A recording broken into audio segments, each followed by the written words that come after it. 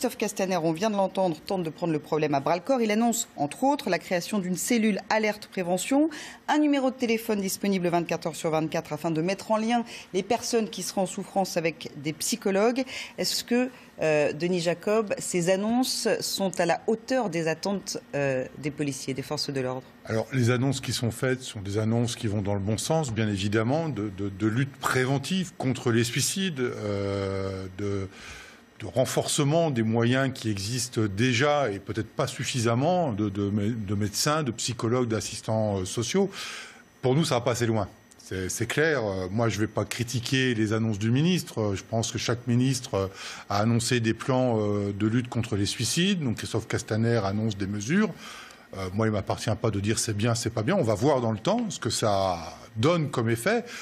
Nous, on aurait aimé, bien évidemment, que ça aille beaucoup plus loin. Et je tiens à remercier monsieur qui est sur le plateau parce que son documentaire est criant de vérité. Je ne peux que valider ce qui est retracé dans ce documentaire. Nous, on a des préconisations et des propositions à faire au ministre de l'Intérieur. C'est pour ça qu'on organise un colloque sur les suicides à la Bourse du Travail le 22 mai, en partenariat avec Technologia. Et il y aura différentes professions qui seront présentes, dont un syndicat de journalistes, pour parler des suicides. Nous avons des préconisations, et des préconisations notamment en matière de conditions de travail, qui ne coûtent pas 1 euro au ministère de l'Intérieur et que nous souhaitons voir. On est à la veille d'un 22e samedi de mobilisation des Gilets jaunes, Denis Jacob. Ces forces de l'ordre, elles sont sursollicitées depuis le 17 novembre, depuis le début du mouvement. Est-ce que le mouvement des Gilets jaunes a clairement aggravé la situation, puisqu'on le rappelle, ce problème de malaise et de suicide n'est pas nouveau dans la police? Alors non, c'est pas nouveau dans la police, bien évidemment. Malheureusement, et je donnerai une autre année qui est beaucoup plus ancienne, 1996, 71 suicides. Ça a été l'année qui a tout déclenché en prise de conscience dans la police nationale, qui a valu d'ailleurs à l'époque une grande réforme horaire, qui est aujourd'hui remise en cause dans son fonctionnement même. C'est-à-dire qu'aujourd'hui, la problématique des horaires est un sujet prégnant. Vous parlez aussi de ces heures supplémentaires qui n'ont pas été réglées. Il y a les heures supplémentaires, il y a un stock de 25 millions d'heures supplémentaires qui ne sont toujours pas prises en récupération. Chez nous, elles ne sont pas payées. Donc là, il y a des négociations actuellement qui visent à trouver une solution pour les payer. Mais nous avons les outils pour changer les conditions de travail des policiers. On a 2 belles réformes qui ont été signées, validées, votées par les syndicats et le ministère de l'Intérieur en 2016. La première, c'est la réforme territoriale de la sécurité publique qui consiste à fusionner plein de petites unités pour recréer un gros service de police d'urgence qui permettrait d'avoir beaucoup d'effectifs, donc une opérationnalité de travail pour le ministère de l'Intérieur et le service qu'on doit à nos concitoyens, et qui permettrait à la fois de donner plus de temps de repos aux fonctionnaires, puisque là, ils pourraient bénéficier d'une deuxième réforme qui est la réforme dite du cycle fort, qui permet aux policiers d'avoir un week-end sur 2 de repos et 1 jour de semaine sur 2 de repos, ce qui permettrait d'avoir une régularité de repos, de vie de famille, de vie sociale. Et même si aujourd'hui, on va de report en annulation de repos avec malheureusement les manifestations des Gilets jaunes depuis le 17 novembre, vous le disiez très justement, mais c'est malheureusement plus vieux que cela. Ça date depuis les attentats de Charlie Hebdo. C'est-à-dire que tout a vraiment été accentué, malheureusement. Avec la menace terroriste. Avec la menace terroriste. Et puis on a enchaîné les événements nationaux, internationaux. Il y a eu l'Euro 2016. Il n'y a pas de répit, en fait. Il n'y a pas de répit. Il y a le G7, il y a eu la Coupe du Monde 2018. On a le 14 juillet, on a le Tour de France. On a eu les manifestations sociales avec les lois les manifestations contre la loi El Khomri. Aujourd'hui, les Gilets jaunes. Donc on n'a plus de répit. Et on a déjà un cycle très fastidieux, un cycle de travail très fastidieux. Donc les collègues, ils sont fatigués. Alors, il y en a beaucoup qui sont fatigués physiquement, et contrairement à ce que disaient certaines autorités du ministère de l'Intérieur, il y en a aussi qui sont fatigués moralement. Il ne faut pas avoir peur de le dire, c'est pas tabou. Au contraire, voilà, on a tous connu, policiers, moi, j'ai fait une dépression en début de carrière. J'ai été sous traitement médicamenteux pendant 6 mois. J'ai connu 2 suicides dans ma brigade, 2 collègues qui sont suicidés. Parce qu'il y a, au-delà de la surcharge de travail, on a un déracinement et un isolement. On est tous en grande majorité issus de la province. On vient tous de province et on est affecté à Paris pour des années. Et aujourd'hui, quand un jeune signe pour la police nationale... Il est déraciné ? Il est déraciné parce que ceux qui passent le concours pour une affectation en Île-de-France, ils s'engagent obligatoirement à travailler au moins 8 ans.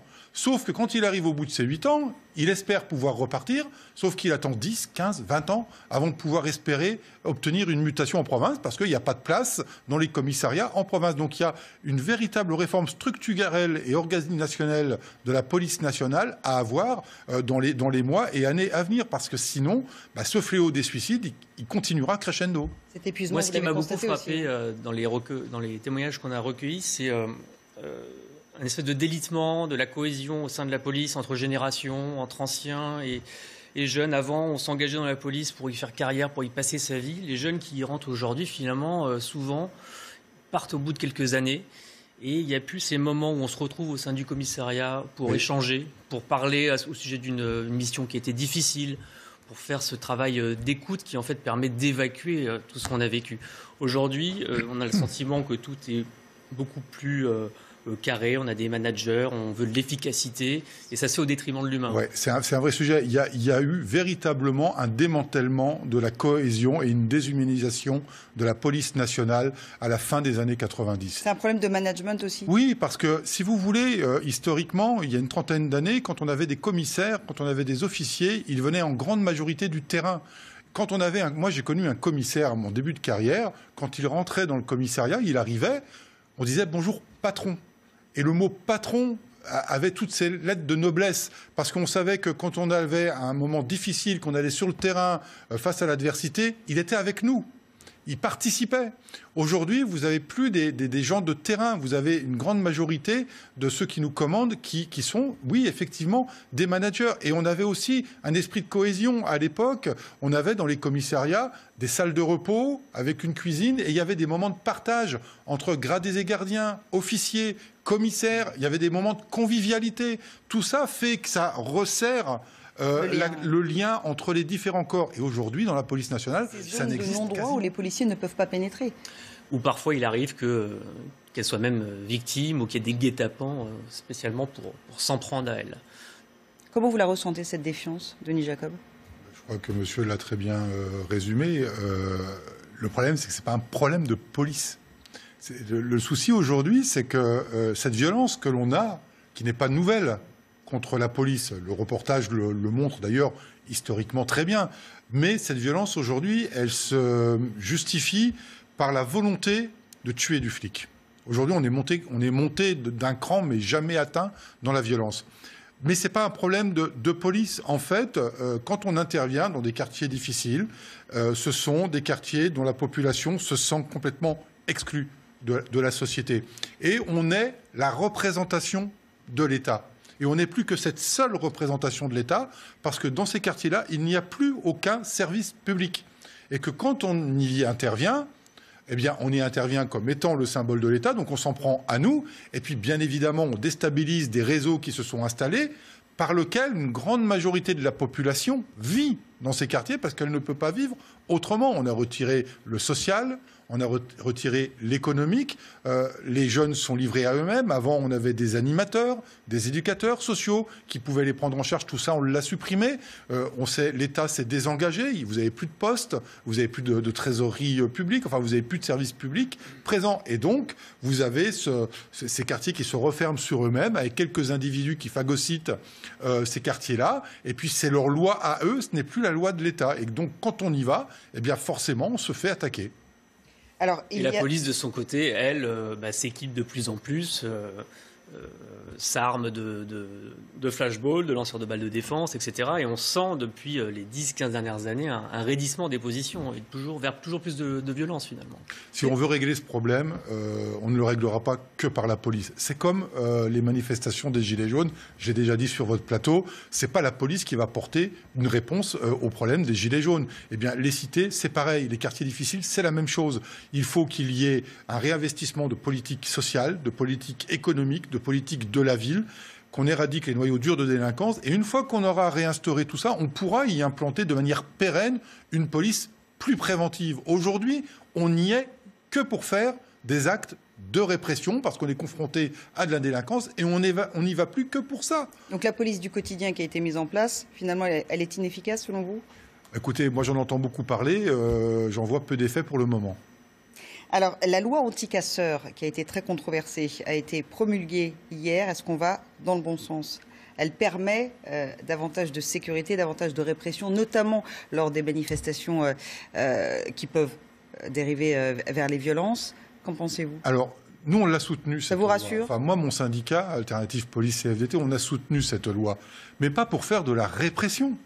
Cette loi, pour nous, c'est un outil préventif à toute violence, à toute émeute, à toute guérilla urbaine au moment même des manifestations, puisque cette loi, elle nous permet en amont de pouvoir traiter la problématique des casseurs et d'essayer, je dis bien d'essayer parce que la perfection n'existe pas en ce bas monde, mais d'essayer du mieux possible d'exfiltrer les casseurs pour éviter d'avoir le moins de violence possible sur les manifestations. Donc cette loi, pour nous, était une loi de bon sens, mais de manière préventive. On a supprimé l'article 3. Nous, on le déplore parce que ça nous permettait d'avoir un suivi a posteriori et a priori des casseurs qui auraient été initialement fichiés dans le fichier des personnes recherchées. L'article 3, l'article phare a été supprimé, mais les périmètres de sécurité sont toujours en vigueur. Donc finalement, oui. Est-ce que ça change vraiment quelque chose? Ça change dans le fait que ça nous évite de travailler de manière plus anticipée aux problèmes que l'on va rencontrer sur la manifestation elle-même.